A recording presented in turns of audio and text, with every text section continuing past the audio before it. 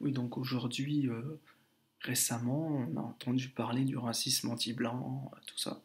Alors, bon, bref, le fait de ne pas aimer en fait les blancs,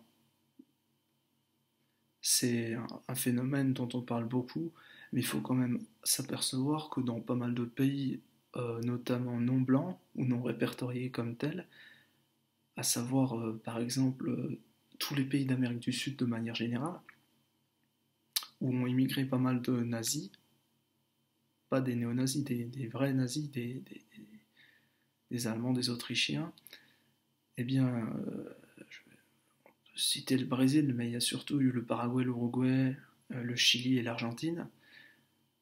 Il faut savoir que ces pays-là sont plutôt fans du blanc et de l'arien même, hein, et des bronzés en plus, des gens pas du tout blancs en fait. Et il y a eu des métis aussi. En fait, c'est juste pour dire, du côté latino, et même les Italiens, hein, il y a des... Bon, il y a des fachos, on va pas se mentir. Il y en a peut-être en Espagne, mais moi je trouve qu'il y en a pas mal en Italie quand même, même si il y a pas mal d'antiracistes, d'antifascistes, etc., de gens de gauche, voire d'extrême gauche. Il faut quand même pas oublier qu'il y a des pays dans lesquels il n'y a pas de blanc, mais dans lesquels ils aiment le blanc. Voilà. À défaut d'être blanc, ils aiment le blanc. Ça c'est très important à savoir parce que ça permet de mieux comprendre en fait le monde.